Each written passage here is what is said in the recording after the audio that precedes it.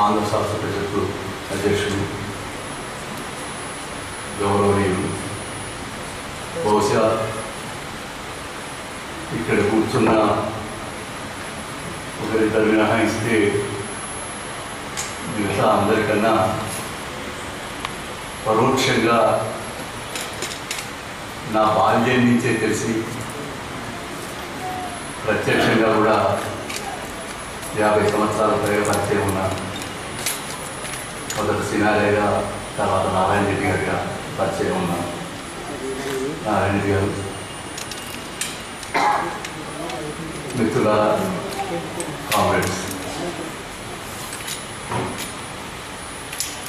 ఇక్కడ శాస్త్ర పరిషత్తు ఈ భవనంలో, ఈ హాల్లో, ఈ ఆవరణలో కొన్ని వందల ప్రసంగాలు చేసి ఉంటాను వేరే సందర్భాలలో. కానీ చరిత్రాత్మకమైనటువంటి ఆంధ్ర శాస్త్ర పరిషత్తు ఆహ్వానం మీదనే మాట్లాడడం అనేది చాలా అరుదైన గౌరవంగా నేను భావిస్తాను.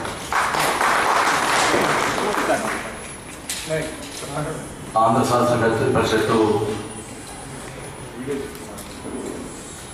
75వ సంవత్సరం జరుపుకున్న సందర్భం అనుకుంటాను. ఈ శాస్త్ర పరిషత్తుతో నాకున్న అనుబంధం గురించి ఒక వ్యాసం రాశాను.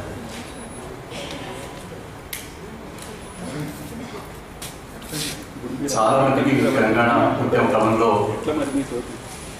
ఈ పరిషత్ చరిత్ర గురించి చాలా సందర్భాల్లో చెప్తూ ఉన్నాం. ఇవాళ మనం ఎక్కడికి చేరుకున్నామంటే శాస్త్ర పరిషత్తు చిరునామా చెప్తే ఇంకెవరైనా ఇంకేదేనైనా చెప్పడానికి ఇది గుర్తుగా చెప్పేవాళ్ళం. మేము ఉస్మానియా యూనివర్సిటీలో చదువుకున్న రోజుల్లో కూడా. కానీ ఇప్పుడు బొగ్గలకుంట ఆదిత్య ఆసుపత్రి ఎదురుగా ఉండేటువంటి మొదలు ఇక్కడికి ఆదిత్య హాస్పిటల్ అని చెప్తే ఇంకా అక్కడి నుంచి మన ఎస్పీ హాల్ రావచ్చు అన్నమాట.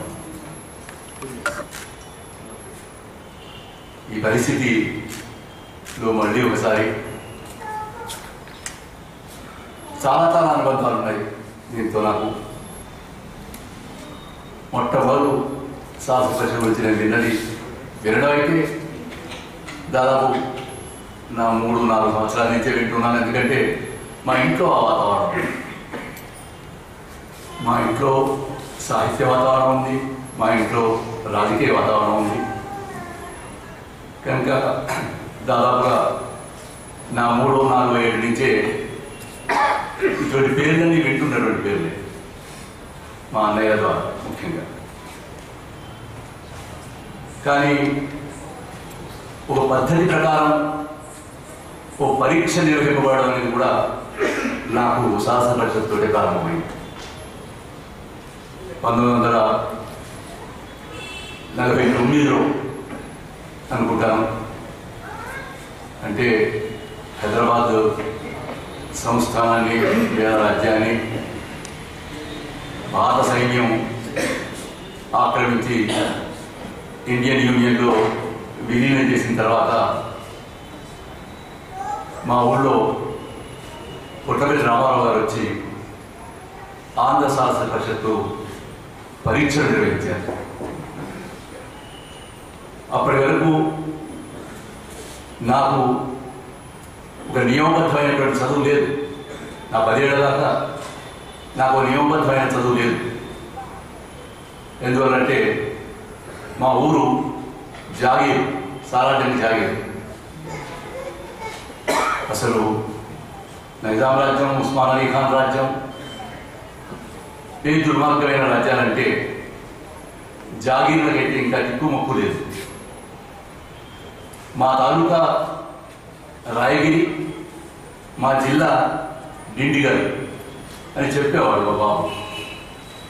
అంటే అవి ఎక్కడ ఉంటాయో, మా ఊరి పరిపాలన ఎట్లా నడుస్తుందో మాకు తెలియదు. కానీ దానివల్ల మాకు తెలిసింది ఏమిటంటే మాకు బడి లేదు. 1950 దాకా మా ఊళ్ళో బడి లేదు. నేను కాళోజీ కనుక మొదటి ప్రపంచ యుద్ధంతో పాటు నేను భూమి మీద పడ్డాను అన్నట్టుగా రెండో ప్రపంచ యుద్ధంతో పాటు నేను భూమి మీద పడ్డాను. ఏమిటట్లా ఆయా సంవత్సరాల్లో చాలామంది పడి ఉంటారు కదా. అంటే ఏమిటి ప్రత్యేకత అంటే ఎప్పుడు వ్యక్తులకు ఏమి ప్రత్యేకతలు ఉండవు. ఆయా కాలాలు ఆ వ్యక్తులకు ఆ ప్రత్యేకతను ఆపాదిస్తాయి, ఆ ప్రత్యేకత తెచ్చిపెడతాయి. ఆయా చరిత్రలు ఆయా స్థలాలు ఆ వ్యక్తులకు ఆ ప్రత్యేకత తెచ్చిపెడతాయి. అందులో ప్రజల పాత్ర చాలా ముఖ్యమైనది. అయితే ప్రజలు కూడా అన్ని తాము అనుకున్నట్టే చేయలేరు. ఇతర వస్తుగత లక్షణాలు చాలా దానికి దోహదం చేయాల్సి ఉంటుంది. దాన్ని ఆబ్జెక్టివ్ కండిషన్స్ అంటారు. ప్రజలు కూడా తాము కోరుకున్నట్టుగా చరిత్రను మార్చలేదు. మరి ఏమైంది మొదటి ప్రపంచ యుద్ధం తర్వాత అంటే మొదటి ప్రపంచ యుద్ధం ముగిసే నాటికి ఒక విశాలమైనటువంటి భూగోళం మీద విశాలమైన భూభాగంలో సామ్యవాదం వచ్చింది. ప్రపంచవ్యాప్తంగా ప్రజాస్వామ్య భావాలు సామ్యవాద భావాలు మొదలెత్తడం ప్రారంభమైంది. రెండో ప్రపంచ యుద్ధం ముగిసే నాటికి ప్రపంచం అంతా భయపడుతున్నటువంటి, మళ్ళీ ఇప్పుడు భయపడుతున్నట్టుగానే ఫాసిజం అంతమైపోయింది. ప్రజాస్వామ్య శక్తులు విజయాన్ని సాధించాయి. వలసపాల నుంచి బయటపడతాయి, విముక్తమవుతాయనేటువంటి ఆకాంక్షలు కలిగాయి. అటువంటి రోజుల్లో మా అమ్మ చెప్తుండేది, ఈ యుద్ధం గురించి ఎంత మాట్లాడుకుంటూ తెలియదు కానీ దాతకలు గురించి చెప్తూ ఉండేదాన్ని. భయంకరమైనటువంటి దాతకలు. ఇంత గర్వం వచ్చిందని ఉస్మాన్ అలీ ఖాన్ చెప్తే, అయ్యో బిర్యానీకి బస్మతి బియ్యం కూడా దొరకడం లేదా అని అడిగాడట ఆయన. మా అమ్మ చెప్పేది ఆ విషయంలో. అటువంటి రోజుల్లో చాలా బాల్యంలో చాలా మరణాలు చూశాను. మా ఇంట్లో మా నాయనమ్మలు, మా చిన్నాయనలు, మా అక్కయ్య బాల్య వివాహం చేస్తే వృద్ధుడుగా ఉండేటువంటి మా బావ, నా 8వ ఏట మా బాబు, నా 10వ ఏట ఒకే సంవత్సరం 6 నెలల గడువుతో మా అన్నయ్య కూతురు 5 ఏళ్ల బాబా, మా వదిన, మా అన్నయ్య సరే మా పెద్దన్నయ్య 1950లో ముగ్గురు చనిపోయారు. అంటే నా 10వ సంవత్సరం వచ్చేవరకే ఇన్ని మరణాలు వచ్చాను.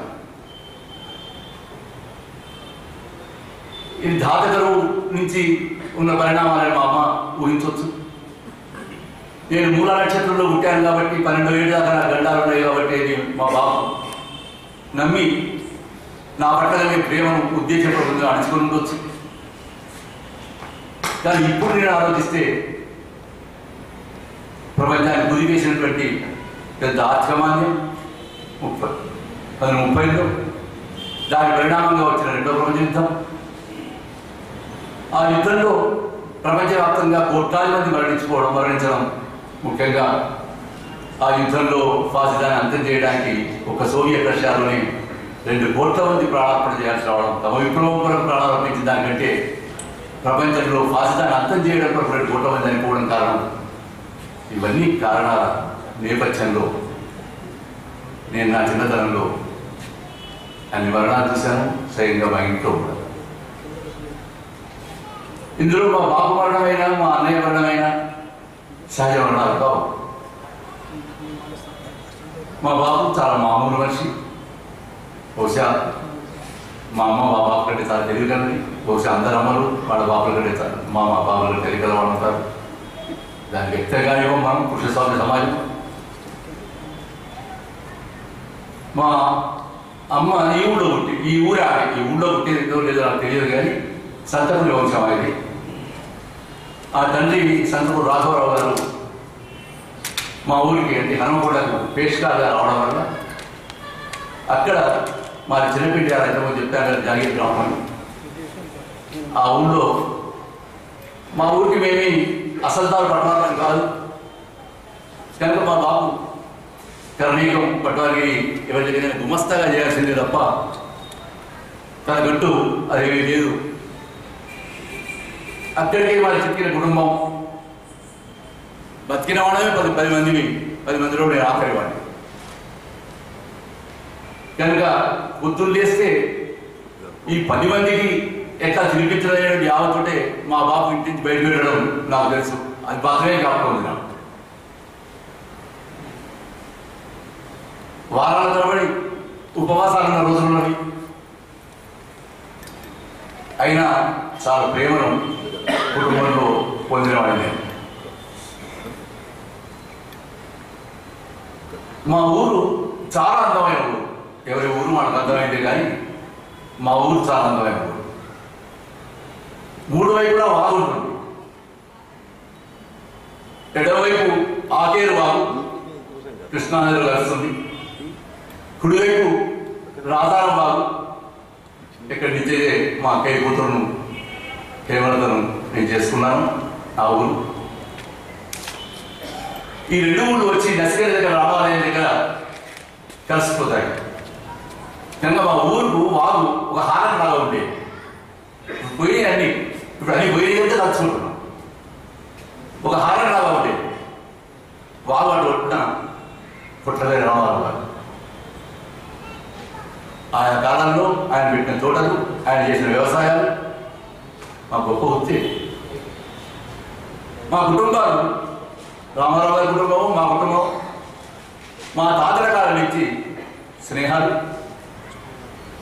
వాళ్ళు ఒక రకంగా దొరలు, యాజమాన్యం గల వాళ్ళు. మాకు ఇనాం పువ్వులు ఉండేవి మల్లగుంట్ల నరసింహస్వామి దగ్గర. అట్లా మాకు కుటుంబాలు అనుబంధం మా అన్నగారితో సహా.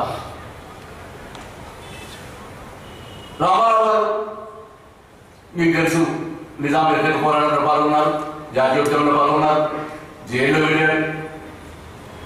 1943 నాటికే మా ఊళ్ళో గ్రంథాలయం పెట్టి రామారావు గారి జైల్లో కథ అని కథలు మా ఊళ్ళో వచ్చేశారు.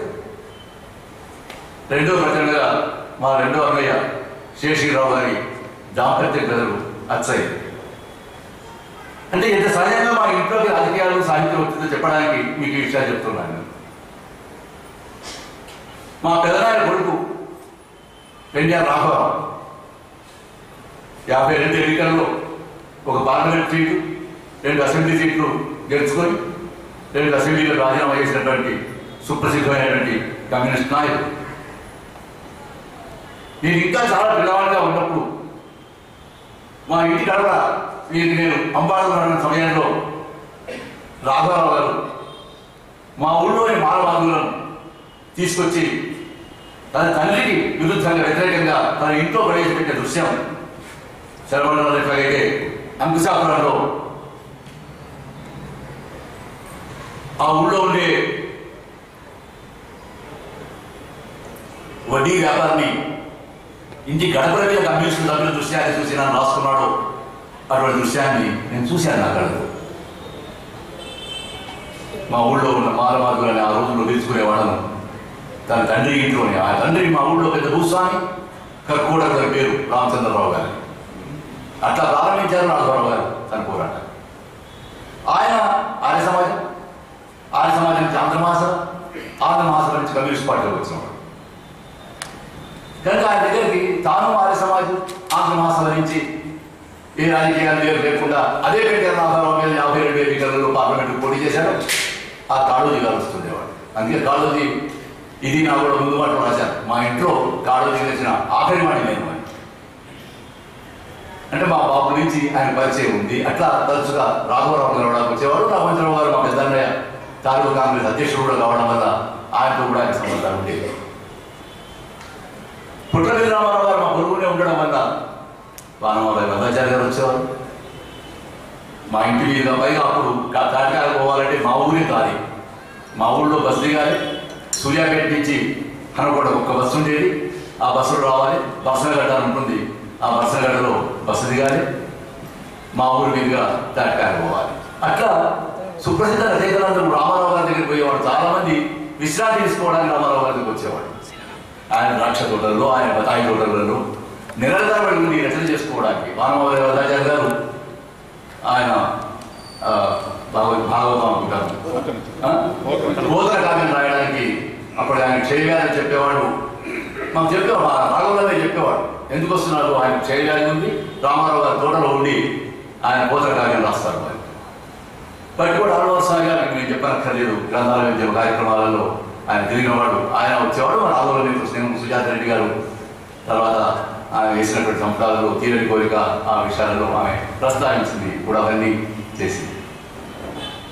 అట్లా వీళ్ళంతా ఇవన్నీ కాకుండానే మాకు సిలబస్ ఉండేది ఆ ఇంట్లో.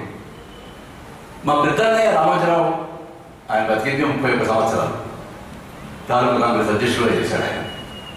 ఇప్పటికీ 80 ఏళ్ళ పైబడ్డవాడు చొక్కా రామయ్య గారితో సహా నన్ను రామోజీరావు తమ్ముడు అంటారు. అంత గుర్తింపు మా ప్రాంతంలో ఆయనకు ఉన్నది.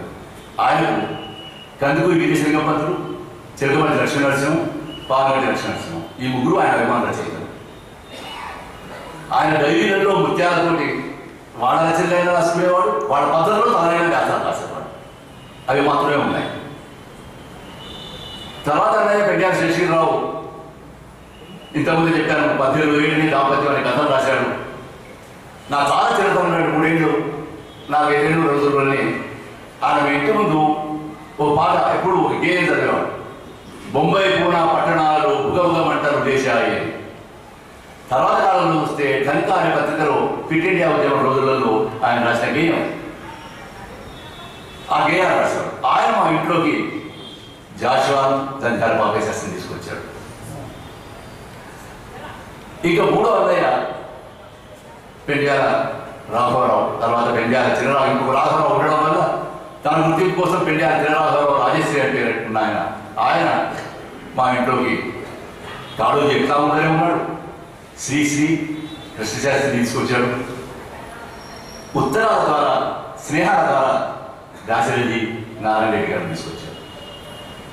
అంటే మా సిలబస్ జాషువా గబ్బిలం పిరదౌసి, జంధ్యాల బాబాయ్ శాస్త్రి కరుణశ్రీ ఉదయశ్రీ, శ్రీశ్రీ మహాప్రస్థానం. శ్రీశ్రీ మహాప్రస్థానం కాళోజీ నాగడోలు అయితే నేను పెండ్యాల కిషన్రావు కంది చెర్లలో పెసర చెర్లలో తిరుగుకుంటూ 7 తరగతి వచ్చేలోపే గడ్డతా వాడుకునేటువంటి వాడు. కాళోజీ నాగడవ, శ్రీశ్రీ మహాప్రస్థానం, దాశరథి అగ్నిధార ద్రవీణ, నారాయణ రెడ్డి గారికి అప్పటికి తన విచిత్రం ఇప్పుడు నవ్వరి పువ్వు. నేను ఇక్కడ ఉన్నాడు మా విజయ్, వాళ్ళ చిన్నమ్మ పిల్లలతోటి, వాళ్ళ ఆయమ్మ పిల్లలతోటి నవ్వరి పువ్వు ఆ రూపకం మా చిన్న ఇంట్లో ఆడించేవాడిని. భాగవత ఆధారంగా గోపికలు కృష్ణుడు రూప రాసిన నారాయణ రెడ్డి గారు రాసిన రూపకాన్ని ఆ పిల్లలతోటి ఆడించేవాడు. ఇవన్నీ మాకు ఇంకేం స్కూల్ లేవు రోజులలో. ఇంతమంది చెప్పాక నా 10 ఏళ్ళ వరకు ఏ చదువులు లేవు. అప్పటి వరకే ఇవన్నీ ఉండేది. అంటే ఇటువంటి ఒక వాతావరణం మా ఇంట్లో, ఒక సాహిత్య రాజకీయ వాతావరణం ఉంది.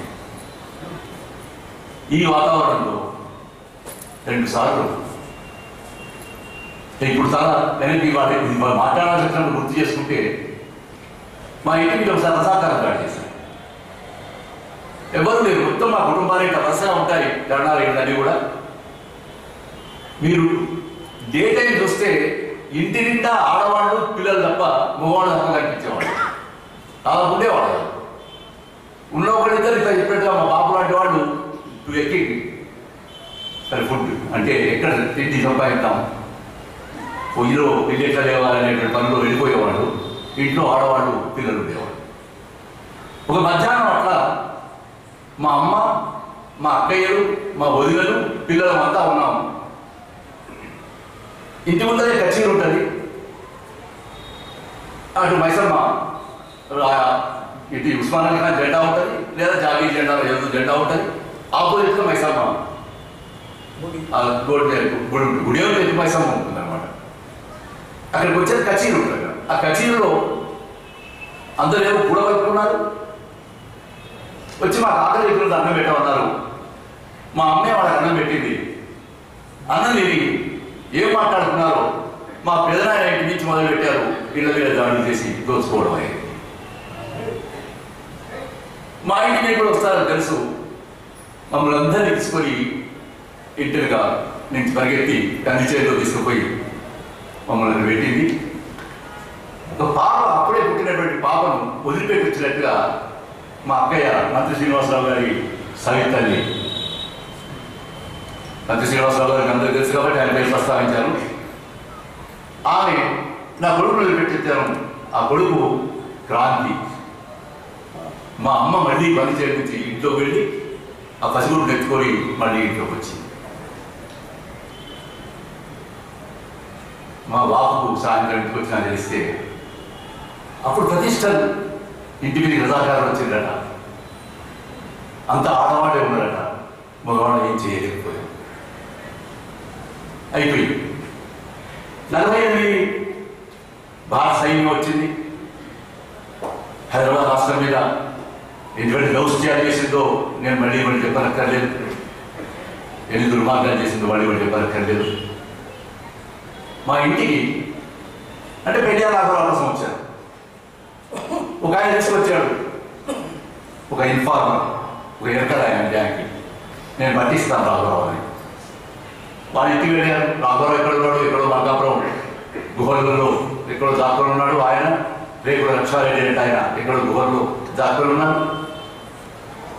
వాళ్ళ ఇంటికి వచ్చారు. నేను వీళ్ళు కాంగ్రెస్ వాళ్ళు ఉన్నప్పటికీ కమ్యూనిస్ట్ నాయకులు దాచిపెడతారు అని మా ఇంటి మీద వచ్చారు. అప్పుడు మా బాబు ఉన్నాడు. మా బాబును అమ్మ పెరవాడ ఇంట్లో దాచిపెట్టింది. పెరవాడ ఇల్లు తెలుసుగా, పెరవాడ ఇల్లు ఉంటుంది, ఒంటి ఇల్లు ఉంటుంది. పెరవాడ ఇంట్లోకి పూజ చేసే యజమాని తప్ప ఇంకెవరికి ప్రవేశం ఉండదు. ఆయన భార్య యజమానురాలు కూడా పూజకు అవసరమైన పాత్రలన్నీ తోమి లోపలికి ఇవ్వాలి తప్ప ఆమె పూజ చేసేంత లేదు. సరే, ఇప్పుడు తెలుస్తున్న ఈ విషయాలు నాకు. అక్కడ పెరువాడ ఇంట్లో మా బాబుని దాచిపెట్టి ఇంటి బదులుగా వచ్చి నిలబడి, ఇంట్లో మగవాళ్ళు ఎవరు లేరు, చూస్తున్నాం కదా, పిల్లలు ఆడవాళ్ళే ఉన్నారు, ఇంటికి రావడానికి వీలు లేదు అని చెప్తే ఇంటి చుట్టూ తిరిగారు. కిటికీ పక్కన మా బాబు నిలబడ్డాడు. లోపలికి బయట పెట్టాడు. బాబు ఇంకా చాలా పక్కగా ఉండేవాడు. ఇట్లా దాక్కున్నాడు. మొత్తానికి తగ్గిపోయాడు. ఇంకా మీరు ఇంట్లో ఉండొద్దు, పోలీస్ యాక్షన్ అయిపోయింది అనుకున్నాక కూడా తప్ప అప్పుడు రజాకారులు అయ్యారు, ఇప్పుడు మిలిటరీ అయ్యారు, మీరు వెళ్ళిపోండి అంటే హనుకొండ పంపించేది. మా బాన్నయ్య ఉన్నాడు, మా పెద్దయ్య కాంగ్రెస్ కార్యకలాపాలలో విజయవాడ ఆఫీస్ చూస్తూ ఉన్నాడు. ఇదంతా పిల్లలే. కసమైంది. మాకేమైనా పెద్ద దిక్కు అంటే మా పెదమామయ్య ఉండేవాడు, ఈ సంతపురి రాఘవరావు అని. మా నేను చేసుకున్న హేమలత తండ్రి మా బావగారు మాకు కాస్త పెద్ద దిక్కుగా ఉండేవాడు. తప్ప ఇంకెవరు లేరు. మా అన్నయ్య కూడా ఇంకా మా రెండో అన్నయ్య కూడా కాంగ్రెస్ పార్టీలో తిరుగుతున్నాడు. ఆయన కూడా వాడేటు. ఇది పరిస్థితి. హనుకొండ వెళ్ళాము. హనుకొండలో ఉంటున్నాము. సరిగ్గా జనవరి 30, 1948 గాంధీ చనిపోయిన రోజు మా రెండో అన్నయ్య గోర్ను ఏడుస్తూ వచ్చాడు. ఏమిటంటే గాంధీ చనిపోయాడు. ఎవరు చనిపోయారు అనుకో ఇంట్లో. ఆ స్థితిలో మళ్ళీ మా బంధువు ఒక ఆయన శేషీరావును పట్టిస్తాం, ఎందుకంటే ఆయన అన్న కూడా ఆఫీస్ సెక్రటరీ. ఆయన మళ్ళీ పోలీసులు తీసుకుని వచ్చారు. అప్పుడు మళ్ళీ మా అమ్మే అంత జనాలు ఉన్నారు, లోపలికి రావడానికి వేస్తలేదని చెప్పింది. అంటే ఇంత మా అమ్మ ధైర్యాన్ని చూశాను నేను. మా ఇంటి మీద దాడులు జరగడాన్ని చూశాను నేను. రజాకార దాడులు చూశాను, మిలిటరీ దాడులు చూశాను. ఈ మిలిటరీ దాడి జరిగిన వారం రోజులకి మా అన్నయ్య, మా బాబు చచ్చిపోయాడు. అంటే చాలా ప్రతిష్ట వాడు.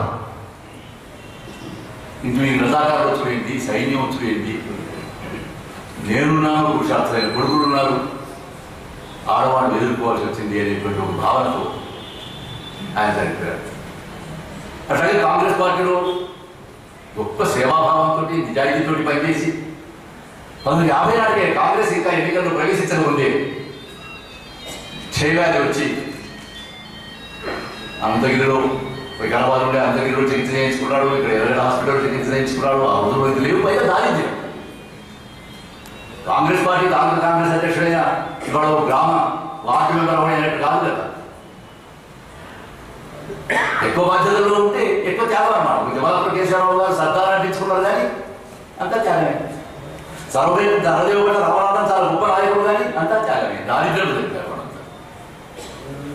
కానీ 50 ఆయన కాదు, ఆయన చేసుకే ఆయన పాప ఆయన భార్య అందరూ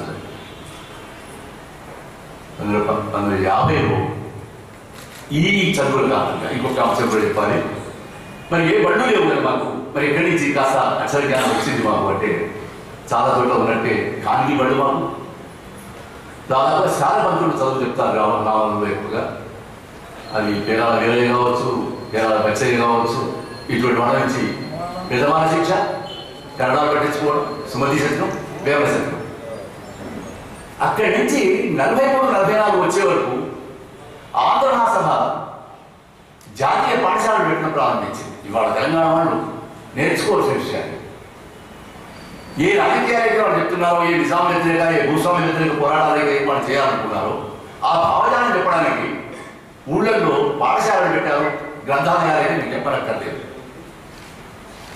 గణపతిలో జాతీయ పాఠశాల మా అన్నయ్యలు పెట్టారు, మా ఊళ్ళో గ్రంథాలయం పెట్టారు. గణపతిలో ఉండే జాతీయ పాఠశాలలో ఇక్కడ నిజానికి ఉస్మానియా యూనివర్సిటీ బిఎడ్ కాలేజీలో పనిచేసి ప్రొఫెసర్గా రిటైర్ అయినటువంటి మంగళ రుక్మారావు ఆయన ఆ గణపతి జాతీయ పాఠశాలలో పనిచేసిన ఆయన. ఆ స్థితిలో 43, 44 వచ్చే వరకు మా అన్నయ్యలు ఈ జాతీయోద్యమంలో పనిచేసి విద్యావంతులైనటువంటి వాళ్ళను మా ఊరికి టీచర్గా తీసుకురావడం ప్రారంభించారు. ముఖ్యంగా పెద్ద పంపించాడు. అట్లా వచ్చిన వాళ్ళలో సముద్ర లక్ష్మణసాయి ఆయన యాదగిరి మా పొరుగురే ఆయన మీరు చాలా విద్యావంతులు.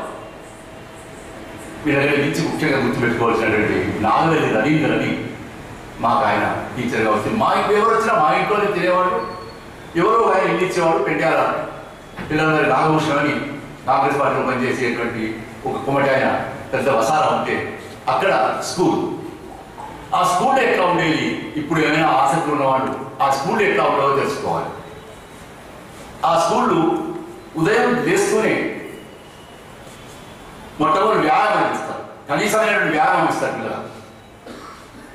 ఆ తర్వాత స్నానాలు చేసిన తర్వాత తక్లీలైన పడతాయి, రాక్తమైన పడతాయి. అది అయిన తర్వాత ప్రార్థన కూడా జాతీయోద్యమానికి సంబంధించిన ప్రార్థనలు ఉంటాయి.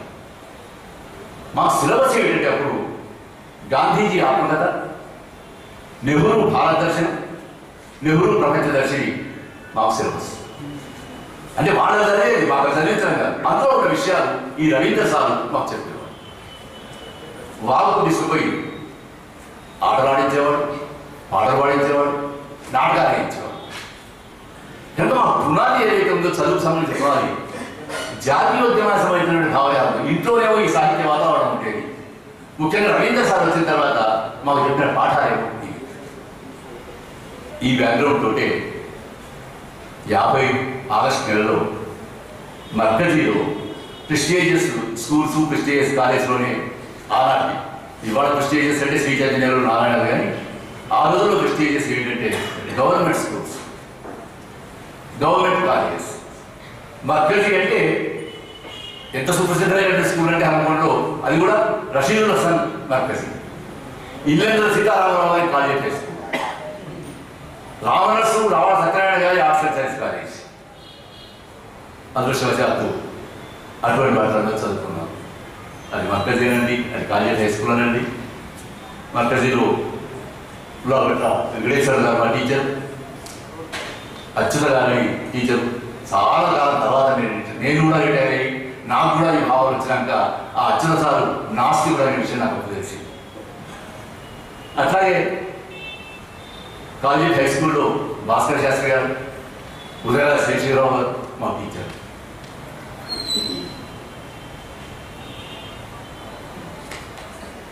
వ్యవసాయం తర్వాత చరిత్ర అంతా అందరికీ తెలిసింది కాబట్టి నేను ముందు చరిత్ర సరిగ్గా చెప్తున్నాను.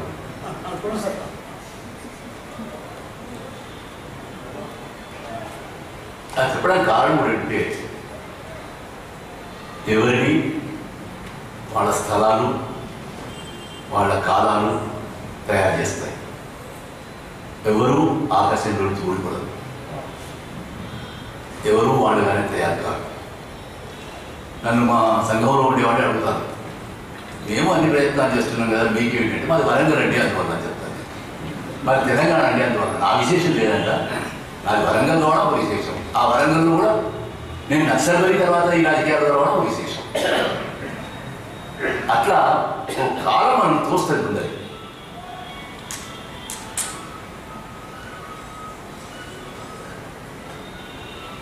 ఇంకా చాలా మీరు ఒక ప్రశ్నపత్రం ఇచ్చి జవాబు రాసే పద్ధతిలో ఓ 10 అంశాలు ఇచ్చారు, చాలా ఉపయోగం ఉంది నాకు. ఒక్కొక్కటి జనం ఏమిటి, తల్లిదండ్రులు, మా తల్లి మా అమ్మ పేరు, వాళ్ళ ఇంట్లోనేమో యశోదమ్మ, మా ఇంట్లోనేమో రుక్మిణి అమ్మ, మా బాబు పేరు కోదండరావు. ఇది చెప్పారు కదా, మా ఊరు చాలా అందమైన ఊరని. బస్సనగడ్డానికి బస్ స్టాప్, అప్పుడు ఒక సూర్యాపేట బస్సే ఉండేది. ఆ బస్సనగడ్డ నిలబడితే గణపతులు కూడా కనిపించేది. రోడ్డు ఎక్కుబడి విపరీతంగా దిశ చెట్లు, గొడ్డువారి చెట్లు ఉండేవి. శిరీషేశ్వర సుధామయుక్తుల పెద్దలార్య అని పియూసీకి వచ్చిన తర్వాత ధర్మచంద్ర రంగాచార్య గారు చెప్పి మళ్ళీ తెల్లవారి రోడ్డుకు ఉపయోగం అని చెప్పి రోజుల నాటికే ఆ శిరీష కృష్ణకేశంతో ఏమిటో మా ఊరు బస్సగడ్డ మీద మా బాల్యంలో చూశాను. అట్లాగే ఊరింటా ఎక్కడ చూస్తే అక్కడ గొడ్డుమల్లి చెట్లు ఉండేవి. మా బాల్యం గొడ్డుమల్లి ఏడతో కలిసి అక్కడి నుంచి ఇంకా మా అన్నయ్యలంతా రాసేవాళ్ళు. ముఖ్యంగా మా రాఘవరామయ్య, నాకు అయినా పెండ్యాల కిషన్రావు అయినా సాహిత్యంలోకి గవాక్షాలు తెలిసిన వాడు పెండ్యాల రాఘవరావు. ఇక్కడ ఉన్న శ్రీరంగాచార్య గారికి బాగా తెలుసు, నారాయణ రెడ్డి గారికి తెలుసు బాగా. వాళ్ళ ఉత్తరాలు నేను చదువుకునేవాడు మా చిన్నతనంలో. రంగాచార్య అయితే నేను ఒక చోట ఉన్నాను. ఇప్పుడు ఉన్నవాళ్ళలో సుజాత రెడ్డి గారు నాకు 1960 నుంచి ఒక సంవత్సరం జూనియర్గా ఉండి క్యాంపస్ నుంచి పరిచయం అని మళ్ళీ ఆ క్యాంపస్లో మళ్ళీ చూశాను నేను. రంగాచార్య గారు నేను చోట ఉన్నాను. ఇక తర్వాత ఆయా కాలంలో ఆ సందర్భాలలో గోపి ఒక బిఏ విద్యార్థిగా మళ్ళీ నేను ఆయన పోయాం తగిలిపూర్లో పోయాం చూశాను నేను. కత్తి కాసిన కన్నీరు కవితకు సూచన బహుమతి ఇచ్చింది. ఆయన BA first year second year student కూడా. అటువంటి బ్యాక్గ్రౌండ్లో అంటే చిన్నప్పుడే మా బావ నల్లెడ్డి నరసరావు బావ ఉండేవాడు. ఆయన అనేవాడు, పెండ్యాల ఏదో 10 గీతలు గుంజలు కూడా కవిత్వం చెప్తావా. వాతావరణం అది, అందరూ రాసేవాడు, అందరూ రాస్తే మనం రాయకుండేటప్పుడు. కానీ అట్లా రాయడం ప్రారంభమైంది. కానీ ఇంకా మేము ఉదయరాజు శేషరావు గారు మాకు పద్యాలు రాయడం. మేము హై స్కూల్ స్టూడెంట్గా ఉన్నప్పుడే ఆయన ఒక పద్యాలు రాయడం, శార్దూరాలు పత్తేవారు రాయడం నేర్పాడు. మళ్ళీ నేను కాలేజీకి వచ్చిన తర్వాత శరద్వతి అనే పేరుతో ఆ మగుడంతోటి శార్దూరాలు పత్తేవారు పెట్టి ఒక ప్రేమ కావ్యం రాశాను. మాకు ఇప్పుడు ఎక్కడ దొరకడం లేదు. అట్లాగే చాలా మనకు ఒక్కోసారి అవసరాలు కూడా. మేము కాలేజీ పోయే రోజుల్లో ముఖ్యంగా పియూసీలో చదువంతా మా అన్నయ్య తర్వాత అన్నయ్య కూడా ఇద్దరు టీచర్లు చేస్తారు. మనం చదువు చాలా కడగట, చాలా కష్టపడే చదువుకున్నాం. ఉదయం చేస్తే ఎవరైనా ఓ స్నేహితుడు ఏదైనా ఇంత టిఫిన్ తెప్పిస్తాడా చూడడం. అట్లా సాంబయ్య అనే ఒక స్నేహితుడి కోసం రాజరాజేంద్ర భాష దగ్గర మేము కిరాయి కొట్టేవాళ్ళం. చౌరస్తాకు వెళ్ళి కాలేజీ వెళ్ళి బస్సు ఎక్కాలి. ఈ చోవెంబడి అనేది పద్యాలు చెప్పడం. అప్పటికే మా కంఠాభరణ నాటకం మా మీద ప్రభావం. రామలక్ష్మణుడి జరుగుతారు కదా, సుబ్బిశెట్టి మీద పద్యాలు చెప్తారు. అంటే ఈ సాంబయ్య అంటే కలెక్టర్ ఆఫీస్లో పనిచేసేవాడు. ఈయన మీద నరేంద్ర భాష దగ్గర నుంచి మొదలుకుంటే చౌరస్తా దాకా మేము పద్యాలు చెప్పడం ఇద్దరం. మా పురుషోత్తమ అన్నయ్య, మా అన్నయ్య, మా చిన్న కొడుకు ఆయన నేను ఆయన 2 చరణాలు చెప్తాడు, నేను 2 చరణాలు చెప్తాను. ఎట్లాగైనా చౌరస్తా దగ్గర ఆయన మెప్పించి ఆయన కూడా ఏదైనా టిఫిన్ తిప్పించుకుంటే తప్ప మా ఆకలి తీరు. అట్లా మేము కాలేజీ పోవాలి. ఆ అసలు ఎన్ని ఆడగలుగులు ఎన్ని చేయగలుగులు రాసామో చెప్పడానికి వెళ్ళేది. ఇదంతా ఆశయం. అట్లా పద్యాలు మాకు వాళ్ళు నేర్పించారు. గుర్తు పెట్టుకోదగ్గవి 58, 59లో కశ్మీర్ వెళ్ళినప్పుడు తిరిగి వచ్చి తాజ్మహల్ చూసినప్పుడు తాజ్మహల్ మీద పద్యాలు రాశాను. తాజ్మహల్ మీద చాలా మంచి ఆడగలుగులు తేటగలుగులు రాశారని జ్ఞాపకం అయితే ఉన్నది తప్ప ఆ పద్యానికి ఉండేది. ఆ తర్వాత సరే నారాయణ రెడ్డి గారు కూడా తెలుసు. ఆ రోజుల్లో ప్రతి ఇంటికి వచ్చే పత్రికలు భారతి, తెలుగు స్వతంత్ర. తెలుగు స్వతంత్ర 2వ పేజీలో కవిత వచ్చిందంటే కవిగా గుర్తింపు వచ్చినట్టు. ఆధునిక మంచి కవిగా గుర్తింపు రావాలంటే నువ్వు భారతీయులు రావాలి, ఆధునిక కవిగా గుర్తింపు రావాలంటే తెలుగు స్వతంత్ర 2వ పేజీలో మన కవిత రావాలి. అట్లా 1957లో సోషలిస్ట్ చంద్రుడు అనే పేరుతో ఓ కవిత అచ్చయింది. అప్పుడు నేను కాలేజీకి వచ్చాను, రాయడం ప్రారంభమైంది. శ్రీశ్రీ మీద సినిమాల చిత్రాలలో చిక్కుకున్న మహాకవిని చేకూరు రామారావు ఒక వ్యాసం రాస్తే ఆయన పాపం పోస్టర్ చూశాడట, శ్రీశ్రీ రామభక్త హనుమాన్. ఇప్పుడు చెప్పాను కదా, ఆంధ్రశాస్త్ర పరిషత్తు ఆదిత్య హాస్పిటల్ ఎదురు కానీ అన్నట్టు శ్రీశ్రీ అని ఒకదాని పాఠం రాసిందని చెప్పడానికి రామభక్త హనుమాన్ ఫేవర్ పెట్టారట. ఆయన చాలా బాధ అనిపించింది. నాకు ఎట్లాగైతే శాస్త్ర పరిషత్తు ఆదిత్య హాస్పిటల్ ఎదురుగా ఉంటుంది బాధ అనిపిస్తుందో ఆయన చాలా బాధ అనిపించి, అయ్యో చివరికి ఇక్కడికి వచ్చిందా శ్రీశ్రీ, నువ్వు రామభక్త హనుమాన్ అయిపోయావా, హనుమాన్ ఫేమ్ అయిపోయావా, నీ మహాప్రస్థానం అయిపోయింది, నీ యువతత్వం అంతా ఏమైపోయింది అని బాధపడితే దానికి నేను ఇంకా ఎంతకాలం శ్రీశ్రీ ఆయన మనమందరం ఏం చేస్తున్నాం, మన ఆయన వారసత్వం అనుకోవచ్చు కదా అని చాలా కోపంగా ఓ వ్యాసం రాశాను. అది 57 అప్పుడు ఈ పోయం రాశాను. అది 57 నాకు కవిగా గుర్తింపు తెచ్చిన పోయం సోషలిస్ట్ చంద్రుడు. నేను ఇటీవల వేసిన సోషలిస్ట్ చంద్రుడు. మీరు అది చదివితే కొన్ని పునాదులు ఎట్లా పడతాయంటే, ఉదయరా శశిరావు గారు ఎట్లా పద్యాలు చెప్పారో, పియూసీలో మాకు తెల్లజన రంగాచార్య గారు మన చరిత్ర చెప్పేవారు. ఇవాళ పాఠం చెప్తాడు, రేపు క్లాస్లో అప్పగించుకుంటాడు. ఒకవైపు కాలేజ్ స్టూడెంట్స్ మేము పియూసీలో ఉన్నాం, ఈ నిలబెట్టి ఎందుకంటే ఆడపిల్లలు ఉంటారు క్లాసులో, ఈ నిలబెట్టి పద్యం ఉపయోగపడుతుంది బాగానే ఉంటుంది. వచనం కూడా ఉపయోగపడాలి. సాల్వ్ చేసే మన సంభవంలో ఉన్న వచనం కూడా తెల్లారు ఉపయోగపడాలి. అది ఎంత ఉపకారం చేసిందంటే మొత్తం మాకున్న పోర్షన్ అంతా బయటకు వచ్చేసింది. మీరు తల్లిదండ్రులు చదివితే మన చరిత్రలో ఉండే పదబంధాలు మీకు తరగతిలో ఎన్ని కనిపిస్తుందో చెప్పడానికి అంత ప్రభావం వేసింది. అంత చదివి చెప్పాను. డిగ్రీకి వచ్చిన తర్వాత బాగా ప్రభావం వేసిన టీచర్లు ఇద్దరు. ఒకరు ఇరువేటి కృష్ణమూర్తి గారు, రెండవ ఆయన పిజి లాలే గారు, ప్రమోద్ గణేష్ లాలే గారు. డిగ్రీకి వచ్చిన తర్వాత ఇరువేటి కృష్ణమూర్తి గారు ఆయన ఎవరి గురించి చెప్పినా మహానుభావుడు అండి అంటాడు. నారాయణ గారు ఆయన క్లాస్ వాడు కూడా బహుశా, కానీ ఆయన గురించి చెప్తే మహానుభావుడు అండి. సురవర ప్రతాప్ రెడ్డి గారు. మాకు చాలామంది తెలంగాణ వైతాళికులను, ఆధునిక కవులను, రచయితలను, అందరినీ పరిచయం చేసిన వారు ఇరువేటి కృష్ణమూర్తి గారు. చాలా స్నేహంగా ఉండేవాడు. స్నేహంగా ఉండి ఇంటికి తీసుకుపోయేవాడు, సీట్లు పెట్టేవాడు. అట్లాగే లాలే గారు కూడా అంత స్నేహంగా ఉండేది. ఆశ్చర్యం అంటే నేను డిగ్రీ ఫైనల్ ఇయర్లో ఉన్నప్పుడు ఎప్పుడో నా చేతిలో నీతి పత్రిక చూశాడు. ఆయన చూసి ఈ పత్రిక ఎందుకు పట్టుకున్నాం అన్నాడు. చదువుతున్నా సార్, పొద్దున్న కమ్యూనిస్ట్ పత్రిక. అప్పుడు ఈ ఎవరు అని ఆనందం చేయడం మొదలుపెట్టాను. ఆయన ఆర్ఎస్ఎస్ నాకు అప్పుడు తెలిసి, ఆయన ఆర్ఎస్ఎస్ అయితే చాలా ఇష్టం అనమాట. మాకు అభిజ్ఞాన శాకుంతలం చెప్పాడు. అది నాకు సమస్య కూడా అయిపోయింది.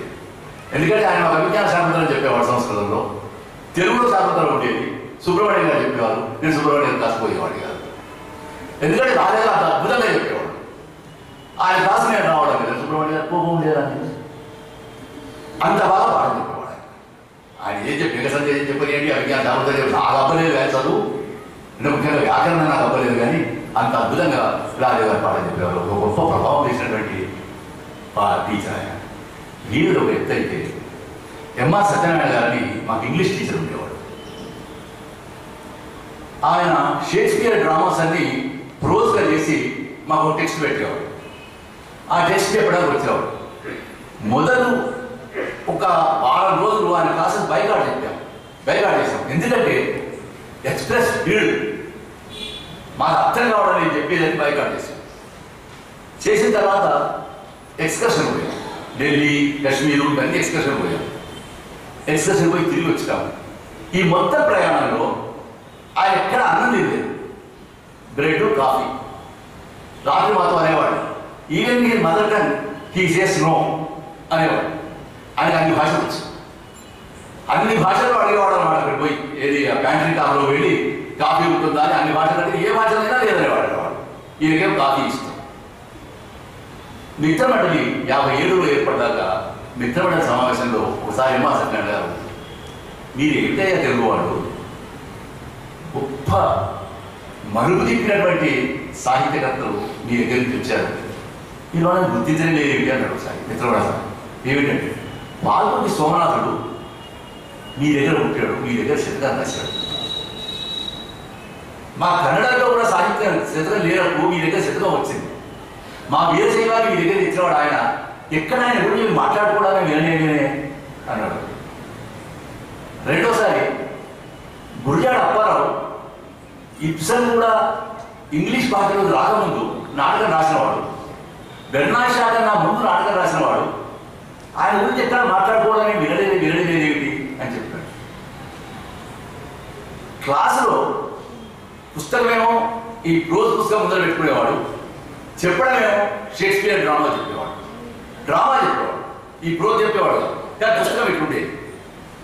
పుస్తకంలో ప్రోజ్లో మాకు ఎన్ని లెసన్స్ ఉన్నాయో, Macbeth, Julius Caesar, midsummer nights, ఎన్ని పాఠాలు అన్ని ఉండేవో 12 డ్రామాలు నోటికి సార్ చెప్పేవాడు. అద్భుతమైన టీచర్. నాకు షేక్స్పియర్ మీద నాకు రీతి వాడి వరకు ఉన్న ప్రేమంతా ఆయన కలిగించింది. చాలా ప్రేమ నాకు షేక్స్పియర్ అంటే. ఒక శిథిల ఫ్యూడల్ వ్యవస్థను ఎట్లా చూపాలో, ఎట్లా అర్థం చేసుకోవాలో, ఇవాటిని మళ్ళీ ఎమర్జెన్సీ ఎత్తివేసిన తర్వాత కాళోజీ మా ఇంటికి వచ్చి ఎమర్జెన్సీ గురించి ఇటు పోతన భాగవతం నుంచి అటు షేక్స్పియర్ డ్రామాస్ నుంచి ఇంటర్ప్రిట్ చేస్తూ ఉంటే షేక్స్పియర్ గొప్పతనం తెలిసి ఇవన్నీ నాకు ఎంఆర్ సత్యనారాయణ గారు మా క్లాస్ మాకు చాలా ఇష్టమైనటువంటి టీచర్ అయిపోయాడు ఆయన ఒక. అట్లా 57లో మొట్టమొదటిసారిగా నేను తెలుగు సంస్కృతి కాలేజీ కూడా అయ్యాను. అది ముఖ్యంగా కానీ కాళోజీ పరిచయం ఒక ఎత్తు, కాళోజీ ఇంట్లో వెళ్ళి కాళోజీ అనుబంధం ఏర్పడడం అనేది, ముఖ్యంగా ఇతరులకు ఏర్పడడం అనేది 57లో మిత్రమండలి ఏర్పాటు చేసింది. నా మొట్టమొదటి సాహిత్య సంస్థ అన్నట్టు. అయితే ఎప్పుడు రామేశ్వరరావు భాషణ చేస్తుంటేవాడు. ఆర్గనైజర్ అయితే క్రియేటివిటీ పోతుందా, ఆర్గనైజర్ కావద్దు అని అంటుండేవాడు. కానీ మిత్రమండలి కన్వీనర్ తప్ప ఏమి ఉండకూడదు. పైగా ఆ రోజులు ఏంటంటే ఒక మీరు సంస్థ పెట్టి సంస్థ రిజిస్టర్ చేసి దాని బ్యాంక్ అకౌంట్ పెట్టి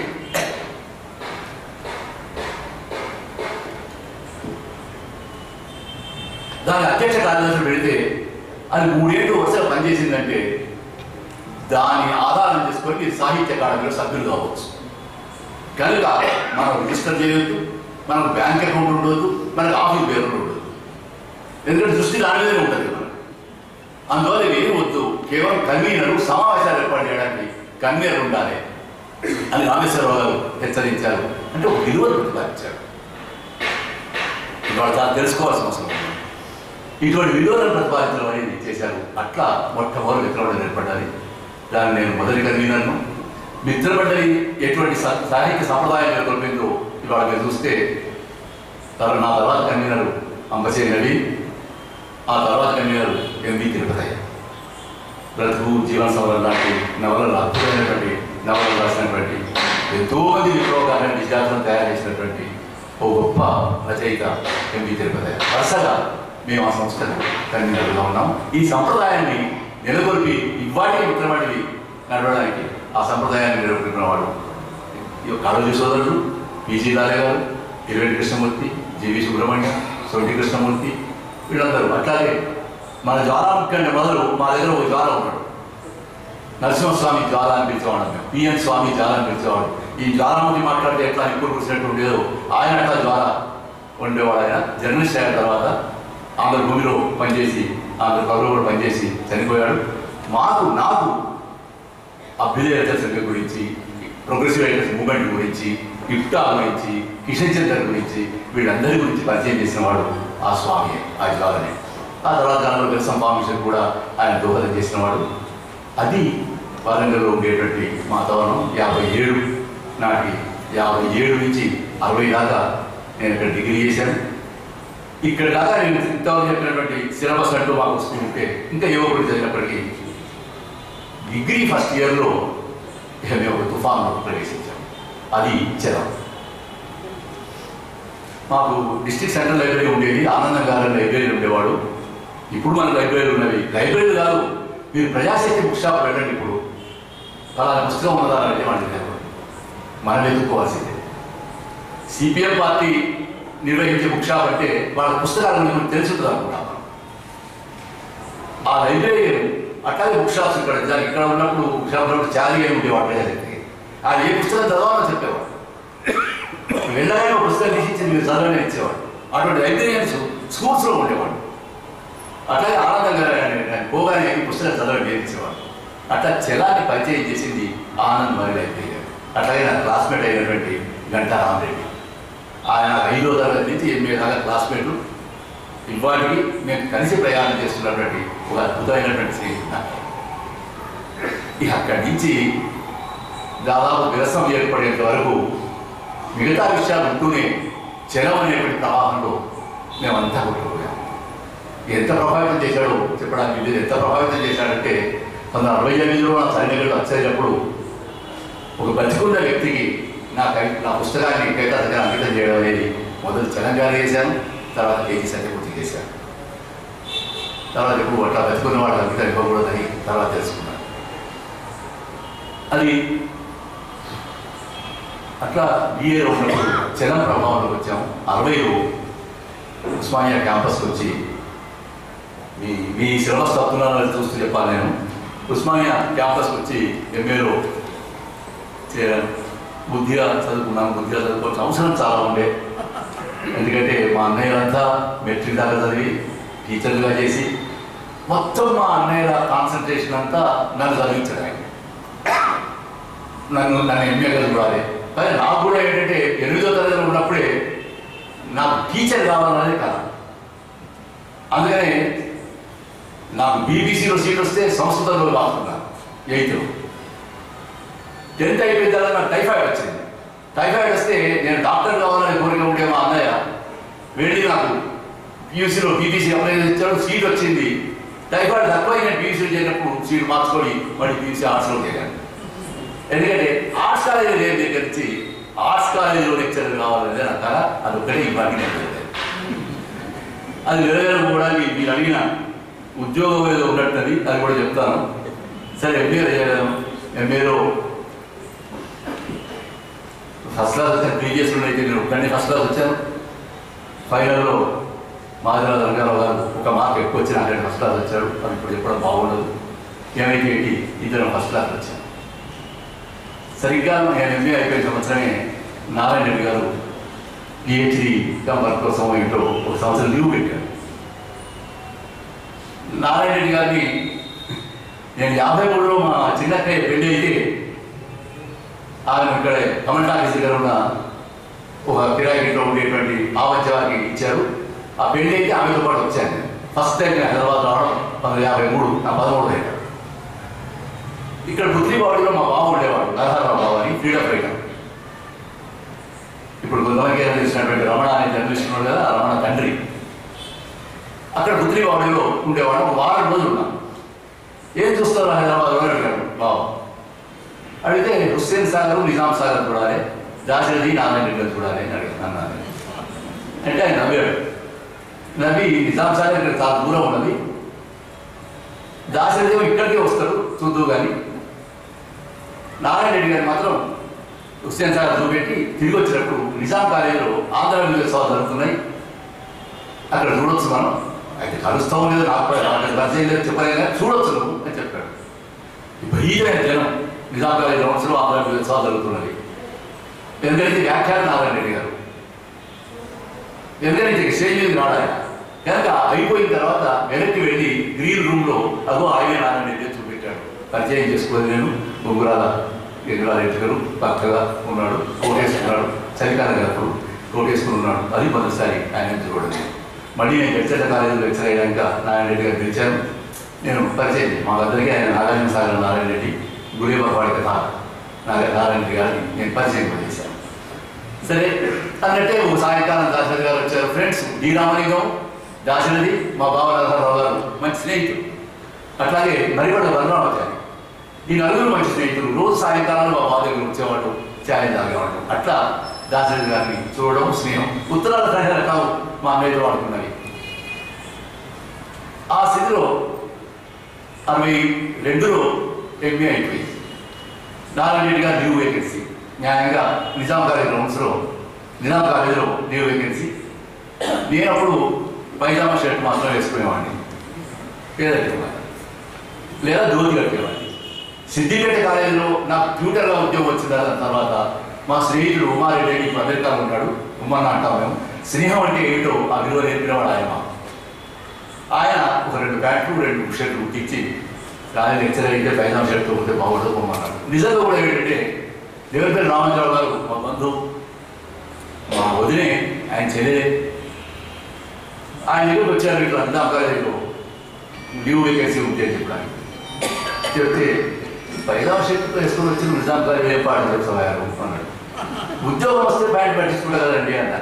ఇప్పుడు ఎట్లా ఇట్లా చేయలేదు సహాయం. ఇక అంతే. నిశ్చితం ఏంటంటే కందుల లక్ష్మీనారాయణ గారు చాలా ఇష్టం, ఆయన రాసిన భారత స్కీమ్లో పనిచేసాం మేము. నరసింహారెడ్డి నేను ఆయనకు చాలా ఇష్టమైనటువంటి శిష్యులం. కానీ ఉద్యోగం ఇచ్చే విషయంలో వచ్చే వరకు ఇద్దరు పిల్లగానే కనపడుతున్నావా, నీకు ఎట్లా ఉద్యోగం? ఆయన అవధాని గారు అంటే ఆయన ఇబ్బంది. వాస్తవానికి ఫస్ట్ క్లాస్ వచ్చిన వాడిని నేను 52లో 16 కాలేజీలకు ఇంటర్వ్యూ వెళ్ళాను. 1970 దాకా కూడా నేను చదువుకున్న ఆర్ట్స్ కాలేజీలో నేను పాఠం చెప్పాలనుకోని ఇంటర్వ్యూలో వెళ్ళాను. ఎంత అంటే రామరాజు గారు జాతీయ ఉద్యమంలో మా అన్నయ్య పరిచయం ఉన్నాయి. నేనంటే చాలా ఇష్టపడేవాడు. బిఏలోనే నన్ను కవిగా చాలా మెచ్చుకున్నవాడు. కానీ కాలం ఎట్లా మారుతుందంటే ఆయన వరంగల్ వచ్చే వరకు నేను సికేఎం కాలేజీలో ఒక నక్సలైట్ రచయితగా పైగా ఇన్ఛార్జ్ ప్రిన్సిపల్ అప్పుడు ప్రత్యేక తెలంగాణ ఉద్యమానికి దానికి అక్కడ బాధ్యత వహిస్తూ ఉన్నాను నేను. ఎంత దూరం పోయిందంటే రామరాజు గారు నాకు ఉద్యోగం రాకుండా చూసేంత దూరం పోయింది. ఇచ్చే విషయంలో సాయం చేయడం వదిలిపెట్టండి, రాకుండా చూసేంత దూరం పోయింది. అమ్మో ఆయన సికేఎం కాలేజీ నిలబడిందా ఇక గణతీయ సిలబడి ఉద్యోగమా? అట్లా 80లో నాకే అక్కర్లేదనుకునేంతవరకు. ఎందుకంటే కొన్ని చిన్నప్పుడు ఎక్కడ అభిప్రాయాలు ఉంటాయి మాకు. మేము ఉస్మానియా చదివే రోజుల్లో వీరరాఘవరావు గారిని ఎంప్లాయ్మెంట్ ఆఫీసర్ ఉండేవాడు. ఆయన ఎంప్లాయ్మెంట్ అంటే ఏమిటి చెప్పాడు ఒకసారి. ఏమిటి అంటే అర్హమైన చదువుకు అర్హమైన ఉద్యోగం ఎంప్లాయ్మెంట్ అయ్యా, ఏదో ఉద్యోగం ఎంప్లాయ్మెంట్ కావాలి. నాకు నేను ఏమనుకునేవాడంటే నేను ఎంఏ ఫస్ట్ క్లాస్లో పాస్ అయ్యాను కాబట్టి నా college lecturer university college lecturer రావడం నాకు అర్థం కావాలి. ఆ అబద్ధం తర్వాత తెలియదు. అట్లా కాదని సరే అట్లా ఏ ఉద్యోగం రాలేదు. 70 తర్వాత ఇంకా ప్రయత్నాలు మానుకున్నాను. సరే ప్రైవేట్ కాలేజీలో పనిచేయడం కూడా పనిచేయడమే కదా, ఏ పని చేయడమే పనిచేయడమే కదా అని తర్వాత కాలంలో నేను అనుకున్నాను. అది నా ఉద్యోగానికి సంబంధించినటువంటి విషయం. అయితే నో రిగ్రెట్స్. అసలు ఒకటి ఏంటంటే దేనికి నాకే రిగ్రెట్స్ లేదు. చివరి రోజుల్లో రామోజీరావు గారే అయితే రామోజీరావు గారు దానికి ఒక కారణం చెప్పారు. 68లో రామచంద్ర అని కరీంనగర్ కాలేజీ కరీంనగర్ జర్నలిస్ట్ ఆయన వియత్నాం మీద ఒక కవితా సంకలనం వేశాడు. ఆ కవితా సంకలనం మొట్టమొదటి కవిత నా ఉంటుంది వియత్నాం అనే పేరు. ఆ పుస్తక ఆవిష్కరణ న్యూ సైన్స్ కాలేజీలో పెట్టాడు. రామచంద్రరావు గారు అధ్యక్షుడు, గుంటూరు శేఖర్ శర్మ, నేను మధ్యనం వక్తను. రామచంద్రరావు గారు అధ్యక్షులు వహించారు. అధ్యక్షులు వహించే వాళ్ళకు మధ్యలో వ్యాఖ్యానం చేసే అవకాశం ఉంటుంది, ఆక్రమణ చెప్పే అవకాశం కూడా ఉంటుంది. ఆయన వరవరరావు విప్లవమై ఎందుకు పోయిందంటే ఆయనకు సకాలంలో యూనివర్సిటీలో ఉద్యోగం రాలేదు, అందుకని పోయాడు. నేను అయిపోయినా మీరు అధ్యక్షులు కదండి, మీ తర్వాత మాట్లాడే అవకాశం మాకు లేదు. అట్లా అది ఇవన్నీ పాపం చివరి రోజుల్లో మీకు స్నేహితమైన నాకు రామోజీరావు గారికి చాలా స్నేహమైంది. ఈ విషయాలన్నీ మేము తర్వాత కాలంలో మాట్లాడుతున్నాం. చాలా చాలా నిజాయితీతోటి అది ఆంధ్ర శాస్త్ర పరిషత్కి అనుకోండి, ఆంధ్ర సాహిత్య అకాడమీకి అనుకోండి, గొప్ప సేవ చేసినటువంటి వ్యక్తి ఆయన ఉన్నాడంటే రామోజీరావు గారు. ఆయన గురించే ఆడో చెప్పేవాడు, నేను కూడా చాలా సభలో చెప్పాను. సభలు నిర్వహించడం అంటే రామోజీరావు దగ్గర నేర్చుకోవాలని. ఏమిటంటే ఆయన అధ్యక్ష స్థానంలో ఉన్నాడంటే నీలం సంజయ్ రెడ్డి ముఖ్యమంత్రిగా ఉండి వచ్చినా కానీ అధ్యక్ష స్థానం నుంచి చేసేవాడు కాదు. ఈ సభ దీనికి అధ్యక్షుడు, నా అనుమతి లేకుండా ఆయన కూడా రావు, నేను దేవుడు. ఇది పాటించేవాడు రామోజీరావు. అట్లా ఉండాలి. క్లాస్ రూమ్లో క్లాస్ టీచర్ ఎట్టాలైతే ఎవరు వచ్చినా ఆయన అనుమతి లేకుండా రావడానికి లేదు. సభలోకి సభాధ్యక్షుడి అనుమతి లేకుండా ఎవరు రావడానికి లేదు. సభాధ్యక్షుడిని గౌరవించాల్సిందే వచ్చే వ్యక్తి ఎవరైనా. ఈ పద్ధతులను పాటించిన వాడు రామోజీరావు అని చెప్పేవాడు. సరే ఇట్లా 62లో ఎంఏ అయిన తర్వాత చాలా కష్టాలు పడ్డాను. రీసెర్చ్లో అప్లై చేయడానికి కానీ యూజీసీ స్కాలర్షిప్ అయితే వచ్చింది, రీసెర్చ్ స్కాలర్షిప్, చాలా అరుదైన స్కాలర్షిప్. 2 ఏళ్లలో పూర్తి చేయలేకపోయాను. 2 ఏళ్లలో పూర్తి చేయలేకపోవడానికి నేను చెప్పాను కదా, ఒక ప్రవాహంలో పడిపోయాను. చలం, క్యాంపస్, మల్లెపూర్, తెల్లవారు తిరగడం, బషీర్ క్యాంటీన్లో ఛాయలు తాగడం, సాహిత్య చర్చలు చేయడం, ఇంగ్లీష్ సినిమాలు చూడడం, హిందీ సినిమాలు చూడడం, సత్యజిత్ర సినిమాలు చూడడం, ఇది మా జీవితం. కనుక దాదాపు 2 ఏళ్ల స్కాలర్షిప్ అయిపోయే వరకు 1-2 చాప్టర్లు మాత్రం రాయగలిగాను. అప్పుడు నా సబ్జెక్ట్ ఏంటంటే 50 ఏళ్ళ తెలుగు సాహిత్య చరిత్ర, వీరేశలింగం పంతుల నుంచి 1901 నుంచి 1950 దాకా 2 చాప్టర్లు రాశాను రాంకోటి శాస్త్రి గారికి. ఇంకా సరే యూనివర్సిటీలో ఉండే పాలిటిక్స్ వల్ల లక్ష్మీరంజన్ గారి దగ్గర చేరిన వాడిని, ఆయన దగ్గర వ్యాకరణం చేసేవాడిని కూడా చేరిందని నన్ను మార్చి రాంకోటి శాస్త్రి దగ్గర మార్చారు. ఈ రాంకోటి శాస్త్రి గురించి మేమేమి విన్నాం, ముఖ్యంగా మా స్వామి ఏం చెప్పాడు, గురుజాడ అక్కడే ఉన్నవాడు ఆయన అని విన్నాం. గుడివాడ కాలేజీలో ఉన్నప్పుడు అన్నాడట. కనుక ఆయన గురించి ఒక ఇంప్రెషన్స్ కూడా ఎట్లా ఉంటాయి చూడండి. గురుజాడ అక్కడే వ్యక్తి దగ్గర నేను ఎట్లా రీసెర్చ్ చేసేది, కనుక నేను కన్నడానికి ఆయన పాపం చెప్పడం ఒకసారి గౌరవం ఆయన నిజాం కాలేజీలో ఈవినింగ్ కాలేజీ అక్కడ రమ్మని పాటలు చెప్పడానికి రమ్మంటే వెళ్ళి బయట నిలబడ్డాను. లోపల రామకృష్ణ శాస్త్రి గారి పాఠం నేను వస్తున్నాను. పూర్తి వ్యతిరేక భావంతో పోయాను. పాఠం వింటుంటే బాగా చెప్తున్నట్టున్నది అని అనిపిస్తున్నాను. బయటికి వస్తూనే ప్యాంటు షర్ట్తో ఉన్నాడు ఆయన. నేను ఆయన ఎవరు పిల్ల శాస్త్రి అనుకున్నాను, రామకృష్ణ శాస్త్రి గారు. కానీ ప్యాంట్ షర్ట్తో వచ్చాడు. సిగరెట్ డబ్బాలో ముక్కలు చేసినటువంటి సిగరెట్లు ఉన్నాయి. అంటే 10 సిగరెట్లు 20 ముక్కలు చేసుకున్నాడు. ఆ ముక్కలు తీసి వేయిస్తున్నాడు. అమ్మ అది మంచివాడు ఉన్నట్టుడే. ప్యాంట్ షర్ట్ వేసుకున్నాడు, సిగరెట్ కావుతున్నాడు. క్రాఫ్ట్ అది సరిగ్గా అంటే గిరీశముకు అగ్నిహోత్రవాదాన్ని ఇంప్రెషన్ ఒకదాన్ని ఏర్పడి రాకాయిదాలు చదివి పెట్టగానే అది పనికి వస్తాడు అని ఎట్లా అనుకున్నాడు. ఈ వేషం చూసిన తర్వాత ఒక్కొక్కటి చదివి వదలడం మొదలై అయిపోయింది. అని నువ్వయ్యా నీ గురించి చాలా విన్నా, నేను నా దగ్గర రీసెర్చ్ చేస్తున్నాడు, నాకు చాలా సంతోషం. రేపు రా మా ఇంటికి భోజనాన్ని భోజనం చేసినట్టు మాట్లాడుతున్నాం. రామాలగుడిలో ఉన్నాడు ఆయన. ఇక అయిపోవస్తున్నాడు, 64లో ప్రవేశిస్తున్నాం. పోయారు. పోతే లోపల భోజనం ఏర్పాటు చేయడానికి పోయారు. టేబుల్ మీద ఆయన తీసేసాడు. ఆ తీసేసి తిరిగేశాడు. పట్టిపోడు ఆడవస్తాడు. ఇదేంటి, రామకోటి శాస్త్రి ఏంటి, గురుజాడ అక్కవైన వాడేంటి, విశ్వనాథ సత్యనారాయణ భక్తులు ఏమిటి, ఆడవలసిన అంకితం ఏమిటి, బయటలోనే చూస్తున్నావా నా తీసి ఆడవలసిన గొప్పవాడే ఆయన. నేను ఇక్కడికి వచ్చిందంటే, నాకు అన్నం పెట్టిందంటే, నాకు వచ్చి పెట్టింటే ఆయన అని అన్నం పెట్టిన తర్వాత తీసుకుపోయి ఆయన ఇల్లు యశోదమ్మను పరిచయం చేసి ఆ లైబ్రరీ వచ్చి పెట్టాడు. పటాపంచలేదు శాస్త్రి గారు. అభిప్రాయం కదా చాలా చైతన్య శర్మ కవిశర్మ గురించి అనుకోండి, చాలా విషయాలు అనుకోండి, ఆయనతో యుద్ధాలు చేశారు. కానీ మనిషి ఇంత తేడా ఉందా అనేది అర్థమైంది. చివరిగా 16 ఏళ్ల తర్వాత మళ్ళీ 1978లో నేను చాలా టైం తీసుకుంటున్నాను. 78లో ఆయన దగ్గరనే నేను పిహెచ్డీ చేరి తెలంగాణ విమోచనోద్యమం, తెలుగు నవల 6 నవల ఆధారంగా సాహిత్య సామాజిక సంబంధాలు అనే విషయం మీద పరిశోధన శాస్త్రి గారి దగ్గరికి చేయగలిగాను. ఈ చేసే క్రమంలో తక్కువ యుద్ధాలు చేయలేదు. బహుశా నేను చాలా చదువు తీసుకొని ఒక సూపర్వైజర్ తోటి అన్ని యుద్ధాలు చేసిన సందర్భం, ఎవరు యుద్ధం చేస్తారో నాకు తెలియదు, కానీ చాలా యుద్ధాలు చేసి నా తీసేసి చివరికి అంతా అయిపోయి సబ్మిట్ చేసే టైంలో మేము ఉదయం కూడా ఆదివారం నాడు ఫిలిం క్లబ్లు నిర్వహించేటువంటి సినిమాలలో కలుస్తుండేవాడు. అట్లా కలిసినప్పుడు ఒకసారి రామాయణ ఇంటికి అయిపోయింది, నేను బయట చేసి ఇచ్చేసి అది తీసేసి ఒకసారి ఇంటికి రా అంటే ఏమిటి పడి అన్నాడు. ఇప్పుడంటే కొంచెం వయసు వచ్చింది కాబట్టి కొంచెం ఓపిక వచ్చింది, చాలా అనుభవాలు వచ్చింది కానీ చాలా దుర్గు స్వభావం అది. ఈ రాసించినట్టు నాకు వయస్సు ఎట్లాగైతే కనిపించదో జ్ఞానం కూడా లేదు, పరిణతి రాలేదు. వయసు కనిపించకపోవడం వల్ల పరిణతి రాలేదు, జ్ఞానమే ఉందని పరిణతి రాలేదు. ఆవేశం ఉంది, చాలా దొరుకుతా ఉంది. కనుక ఇంకేం పెడతారు, నేనేం కాదని చెప్పాలి. ఒకసారి రాదు వాడు పోతే 100 ప్రశ్నలు ఇచ్చాడు నాకు తీసేసి. ఈ 100 ప్రశ్నలకు నన్ను కన్విన్స్ చేయరు అంటాడు. ఇదేమి సార్ అంత అయిపోయి ఇంత చర్చ జరిగాను రాసిన చూడు బాగా చర్చ అయినాక చాలా బయట అన్ని 100 ప్రశ్నలు జవాబు. సింహావతిలో కోదండరామయ్య గారు వచ్చి ఏదో పని మీద వచ్చి కాకతీయ యూనివర్సిటీ గెస్ట్ హౌస్లో ఉండి ఈ ప్రశ్నలన్నీ తయారు చేసిపోయినా ఆయన కన్విన్స్ చేయడానికి నేను మళ్ళీ రాయాలి అవి రాశాను. మళ్ళీ తీసేటప్పుడు కోదండరామయ్య గారు వచ్చారు, వైభాగ్ వచ్చి అడిగారు, నేనే ప్రశ్నలు ఇచ్చింది అని. మా ప్రాచీన సాహిత్యంలో ఉన్నట్టే మీ మార్క్సిజంలో కూడా ఉపపత్తి ఉంటుంది అనమాట. నాకు మొదటిసారి తెలిసిందా, తెలుసుకోకపోతే ఎట్లా తెలుస్తుందండి ఏదైనా ఇంప్రెషన్స్ ఏవైతే ఉంటావో నిజంగానే వాటి మీరు అందరికీ కూడా చెప్తున్నారు. విప్లవ సాహిత్యంలో ఏముందో మీరు చదువుతారు అసలు?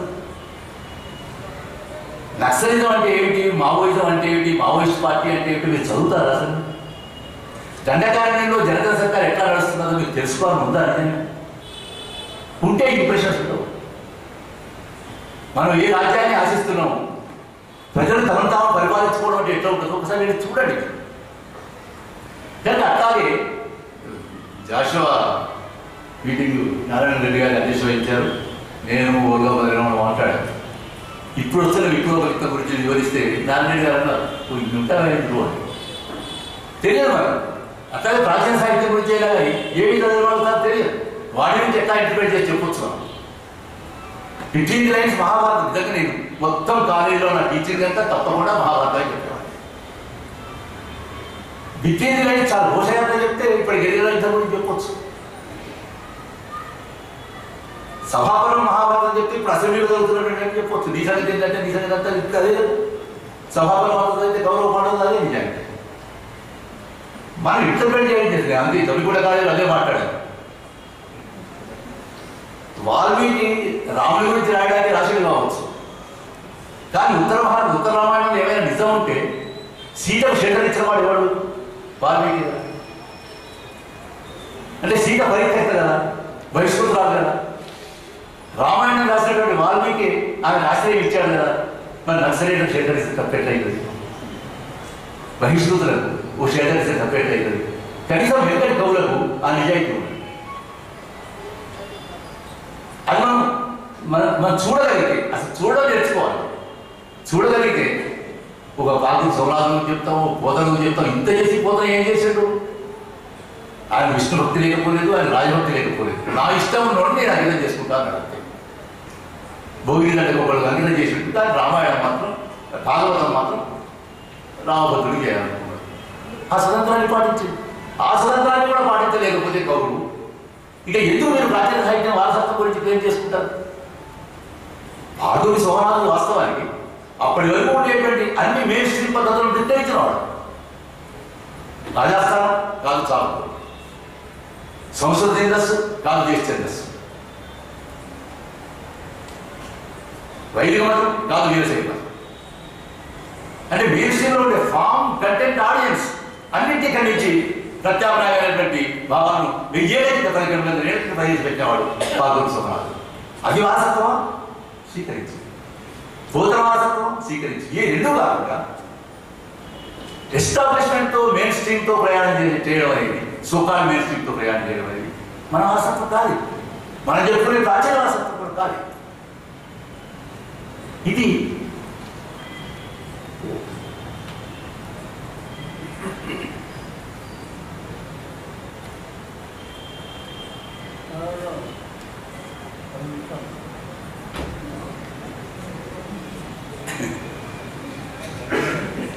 ఒకవైపేమో విప్లవ సాహిత్యం గురించి మాట్లాడాలని, ఇంకోవైపు 10 నిమిషాల సమయం ఉన్నది. దాటిపోయింది 20 నిమిషాలు ఇచ్చారు అందరూ. నేను అది పాటించాల్సింది. అయితే ఏంటంటే ముఖ్యంగా నేను చాలా సభలో పెట్టి చాలా విషయాలు తెలియని విషయాలు చెప్పాలని ఎక్కువగా దాన్నే చెప్పాను. సరే, ఏమైనా 65 నుంచి 68 దాకా జడ్చర్ల కాలేజీలో పనిచేశాను. కవిత్వం రాయడం ప్రారంభమైంది. చలినగడ్డు కవితా సంకలనం 68లో వచ్చింది. సరిగ్గా ఆ కాలానికే 1967లో నక్సల్బరీ సంఘటన జరిగింది. నక్సల్బరీలో ఉండేటువంటి ఆదివాసులు తమ భూమి మీద హక్కులు ప్రకటిస్తూ మే 23 నుంచి 25 వరకు ఒక 10,000 మంది ఆదివాసులు నక్సల్బరీ, కేలీబరీ గ్రామాలలో స్వాధీనం చేసుకుని నిలబడ్డారు. వాళ్ళ మీద పోలీసులు కాల్పులు జరిగాయి. 4 మహిళలు 3 పిల్లలు చనిపోయారు. గుడిజాడ అప్పారావు చెప్పినట్టుగా రేపటి చరిత్ర మహిళ రచిస్తుంది అన్నట్టుగా అట్లా ఒక కొత్త చరిత్ర ప్రారంభమైంది. కొట్లవి రామారావు గారు అన్నట్టు ఇక భారతదేశంలో ఊళ్ళు ఇట్లా ఉండవు అన్నట్టుగా భారతదేశంలో అప్పటి నుంచి ఊళ్ళు అట్లా ఉండడం లేదు, చాలా మార్పులు వచ్చేసాయి. ఈ మార్పుల ఫలితంగా అప్పటిదాకా శ్రీశ్రీ ప్రభావం, అభ్యుదయ సాహిత్యం అనే భావనాల్లో ఉండేటువంటి నాకు ఇక్కడే హైదరాబాద్లో సృజన 1946లో ప్రారంభించాను. మిత్రమండలి తర్వాత చెప్పుకోదగినటువంటి ఇక్కడ కొన్ని ముఖ్యమైన ఘట్టాలు చెప్పమన్నారు. సృజన 1966లో నలుగురు మిత్రులను కలిసి ప్రారంభించాము. వీరనరసింహారెడ్డి, అంబజయనవి, వెంకటరామరెడ్డి, నేను నలుగురు సాహితీ మిత్రులుగా ఏర్పడి ఇంకా చాలా మంది దోహదం చేశారు. వాళ్ళ దోహదంతో సృజన ప్రారంభించాం. 67 నాటికే సృజన రక్తజన సంగీత స్మృతి లాంటి కవితలు ప్రచురించడం ప్రారంభించింది. ఎందుకంటే నక్సల్బరి జరిగినటువంటి సమయం అది. ఇక్కడ శ్రీపతి అని ఒక టీచర్ ఉండేవాడు. ఆయన శ్రీకాకుళం వాడు. వెంపటరావు సత్యం గురించి, సుబ్బారావు పాణిగ్రాహి గురించి, ఆదిభట్ల కైలాసం గురించి, రమణమూర్తి, వీళ్ళంతా టీచర్లే. వీళ్ళందరి గురించి నాకు పరిచయం చేసినవాడు ఆయన. ఆయన ఇంట్లోనే మొట్టమొదలు పాణిగ్రాహి రాసినటువంటి అగ్నికణాలు అనేటువంటి పాఠ సంకలనాన్ని చూశాను. అది నా సాహిత్య దృక్పథంలో ఒక మౌలికమైనటువంటి మార్పును తీసుకొచ్చింది. అంటే నక్సల్బరీ రాజకీయాలను, పీడిత ప్రజల రాజకీయాలను, పోరాట రాజకీయాలను బలపరచాలి, సాహిత్యం అనేది వాళ్ళ వరకే రాయాలి అనేటువంటి ఒక కమిట్మెంట్. అట్లా 67 నక్సల్బరీ సంఘటన తర్వాత సుబ్బారావు పాణిగ్రాహిని సల్మిన తర్వాత నాకు ప్రవేశించింది. అంతవరకు చాలా వేగ్గా ప్రగతి అని, అభ్యుదయం అని చెప్పడమే తప్ప అసలు ఏమిటి అభ్యుదయం, నిజమైన అభ్యుదయం, సమూల మార్పు కోరడానికి ఏమిటి, సాహిత్యం చేయగలిగేది ఏమిటి అనేది పాణిగ్రాహిని చదివిన తర్వాతనే నాకు చాలా స్పష్టంగా అర్థమైంది. ఇంకా అక్కడి నుంచి ప్రయాణం అంతా కూడా 67 నుంచి వాటి వరకు కూడా నక్సల్బరీ రాజకీయాలకు, నక్సల్బరీ ఈ దేశంలో ఏ మౌలిక మార్పులు అయితే చేయదలుచుకున్నదో, ఏ నూతన ప్రజాస్వామ్య విప్లవాన్ని అయితే చేయదలుచుకున్నదో ఆ విప్లవానికి దోహదం చేసేటువంటి సాహిత్యం క్రియ చేయాలి, సంస్కృతి రంగంలో పనిచేయాలనేటువంటి నిర్ణయం అప్పుడే నిర్ణయం చేసుకున్నామని కాదు, అక్కడి నుంచి ఆ నిర్ణయం బలపడుతూ వచ్చింది. ఆ నిర్ణయం రోజు రోజుకు బలపడుతూనే వస్తున్నది తప్ప అందులో ఏ ఒడిదుడుకులు కూడా రాలేదని కాదు, చాలా ఒడిదుడుకులు వచ్చినాయి, కానీ అవన్నీ అందులో భాగమైపోయాయి. తర్వాత నేను రాసినటువంటి 12 కవితా సంకలనాలు ప్రచురించాను. అవన్నీ కలిసి మళ్ళా 2007లో 57 కవిత్వం వేశాను. ఇప్పుడు త్వరలో కూడా ఇంకో కవితా సంకలనం కూడా వస్తుంది.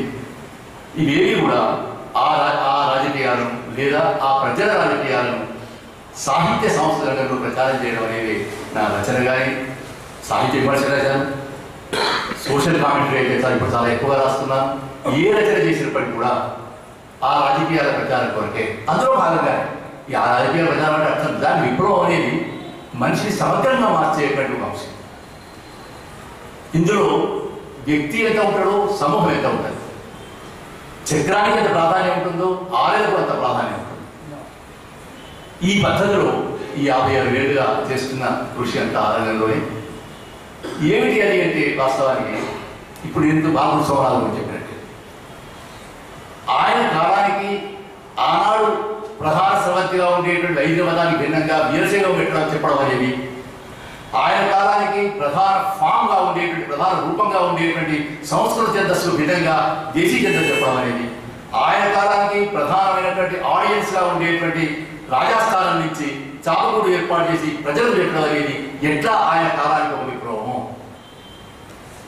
ఈ కాలానికి ముఖ్యంగా నక్సల్బరీ తర్వాత కాలానికి అది ఒకసారి ఫాసిస్టు వ్యతిరేక ఉద్యమ కాలంలో వచ్చిండొచ్చు, మళ్ళీ నక్సల్బరీ కాలానికి, ఈ కాలానికి ఉత్పత్తిలో పాల్గొనేటువంటి శక్తులకు ఉత్పత్తుల మీద అధికారం తెచ్చేటువంటి రాజకీయం, ఆ రాజకీయాన్ని ప్రచారం చేసేటువంటిదే సాహిత్యం.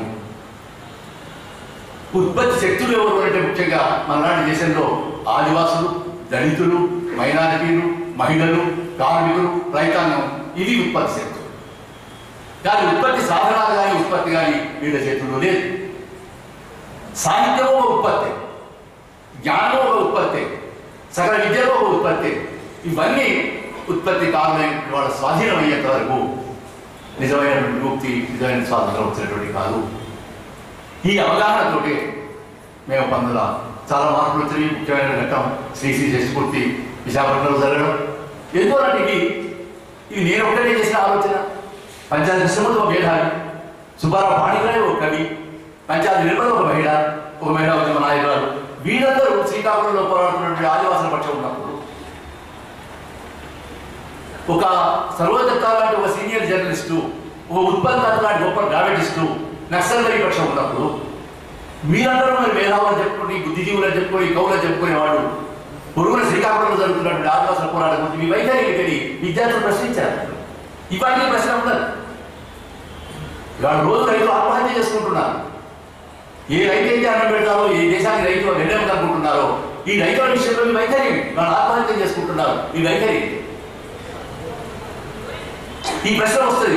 ఒక లాటిన్ కవి రాసినట్టు ఇప్పుడు అంతా బాగానే ఉన్నది. రేపు పొద్దున నీ ఇంట్లో బాధ వేసేవాడు, నీ ఇంట్లో పత్రిక వేసేవాడు, నీ ఇంటి ముందర ఊడ్చేవాడు, వీళ్ళందరూ వచ్చి మా గురించి నువ్వేం ఆలోచించవా అని నీ కాలం పట్టుకొని అడుగుతాడు. అప్పుడు ఏం చెప్తావు? గుగ్గి వాద్యాలు అదే ఎదుర్కొన్నాడు. వాడు ఊరి అక్కడ రోజు పాల్గొనడానికి వచ్చేదట. మా ఊళ్ళో భూస్వామి చాలా వేధిస్తున్నాడు, దాని గొప్ప నాటకాలను కవిత్వం రాస్తాడు కదా, మా గురించి ఎప్పుడు రాయలేదు అడిగారు. ఆదివారం వస్తున్నాయి అనేవాడు. ఇట్లా నెలలు గడిచాయి. ఒకసారి పోయి ఊళ్ళో చూస్తే పెద్ద మార్పు కనిపించింది. ఓ పీపుల్స్ థియేటర్ ఏర్పాటు చేశాడు. కనుక ఒకసారి ప్రజల్లోకి వెళ్ళి ప్రజలు ఏ పోరాటం చేస్తున్నారు, ప్రజల్లో ఎంత సాహిత్యం, ఎంత సంస్కృతి ఉన్నది, ఆ పోరాటం నుంచే ఎటువంటి సంస్కృతి, ఎటువంటి సాహిత్యం పరగలుగుతుంది అనే విషయాన్ని కనుక గ్రహించగలిగితే, అవి తీసుకొని రాస్తే నిజానికి మనం జానపద సాహిత్యం అని చెప్పుకున్నదంతా అట్లా వచ్చిన సాహిత్యం. కమ్యూనిస్టులు తెలంగాణ సాహిత్య రైతాల పోరాటకాలంలో కానీ ఇవాళ కానీ చేస్తున్నదల్లా అట్లా ప్రజల్లో ఉండేటువంటి జానపద సాహిత్యాన్ని విప్లవేతని చెప్పేటువంటి పని చేస్తున్నారు. అందుకే ఇవాటిని కూడా మేము ఇంత లిఖితపూర్వకమైనటువంటి సాహిత్యం కూడా చేస్తున్నప్పటికీ కూడా ఇవాటిని కూడా నా విశ్వాసం కూడా ఏమిటంటే, ఒక వాస్తవం కూడా ఏమిటంటే, జార్జ్ థామ్సన్ చెప్తున్నట్టుగా రెవల్యూషనరీ మాసెస్లోకి రెవల్యూషనరీ మెసేజ్ తీసుకుపోవాలంటే ఓరల్ ఫామ్స్, విజువల్ ఫామ్స్ ఉపయోగపడతాయి. అందుకే ఇవాళ పాట ఇంత ప్రసిద్ధం ఎందుకు అయిపోయింది? ఎందుకంటే ఇవాళ ఏ మూడో ప్రపంచ దేశంలోనైనా, ఏ వ్యవసాయ దేశంలోనైనా ఎక్కువ మంది నిరాక్షరాస్యంగా ఉంటారు. వాళ్ళ మధ్యలోకి విప్లవ సందేశాన్ని తీసుకుపోవాలంటే, ఆనాడు సోమనాథ్ తెలుసుకున్నది కూడా అదే. ఆ సందేశాన్ని తీసుకుని వెళ్ళాలంటే శ్రవణ రూపంలో తీసుకువెళ్ళాలి, దృశ్య రూపంలో తీసుకువెళ్ళాలి. విప్లవోద్యమానికి ఒక పాట చేసినటువంటి శ్రవణ రూపం ఒక దృశ్య రూపం చేసినటువంటి ఒక గొప్ప దోహదం అనే. ఇవాళ మళ్ళీ ప్రత్యేక తెలంగాణ ఉద్యమాల్లో కూడా ఆ పాటకి అంత ప్రసిద్ధి అయిందంటే ఆ తేడా అలా. నిన్న ఏ పల్లె కన్నీరు పెట్టేటటువంటి పాటలు రాశారో ఇవాళ కూడా ఆ పల్లె కన్నీరు పెడుతున్నారు కదా, ఈ కన్నీరు గురించి పాట ఎందుకు రాయాలి? కనుక ముగించే ముందు నిజానికి ఇంకా చాలా చెప్పాల్సిన అంశాలు ఉన్నప్పటికీ కూడా ముగించే ముందు ఇప్పటికీ ఇక్కడ చాలామంది చాలా రచయితలు, బుద్ధిజీవులు ఉన్నారు. కవి ఎప్పుడు ప్రతిపక్షంలో కూర్చోవచ్చు, కవి ఎప్పుడు ప్రజల పక్షం ఉండవచ్చు, కవి ఎప్పుడు పోరాట పక్షం ఉండవచ్చు. తనకు ప్రపంచానికి సామరస్యం కుదిరేదాకా తనతో ప్రపంచంతో అంతర్బహిర్యుద్ధరామం చేసేవాడే కవి అన్నాడు కదా. అసలు ఎట్లా రాస్తాం మనం? అన్రెస్ట్ ఫీల్ కాకుండా, అశాంతి లేకుండా, మనిషి డిస్టర్బ్ కాకుండా ఎట్లా రాస్తారు? వినోదం కాదు, కాలక్షేపం కాదు కదా సాహిత్యం. పైగా కవిత్వం అంటే ఒక కన్ఫెషన్. కవిత్వం అంటే అన్యాయం మీద ఒక ఆయుధం. ఎట్లా సాధ్యమవుతుంది? ఎవరు పోడడానికి రాసిన మీరు చూడండి సార్, ప్రపంచ సాహిత్యంలో హిట్లర్ను పోడుతూ ఒక మహాకావ్యం రాలేదు. ఫాసిజాన్ని వ్యతిరేకిస్తూ వేల కొద్ది సాహిత్యం వచ్చింది. ప్రజాస్వామ్య ఆకాంక్షలతో సాహిత్యం వస్తుంది తప్ప ప్రజాస్వామ్యం మీద దాడిని సమర్పించేటువంటి కవిత్వం రాలేదు, సాధ్యం కాదు. ఆనాడు ఇక్కడ ప్రారంభమైంది.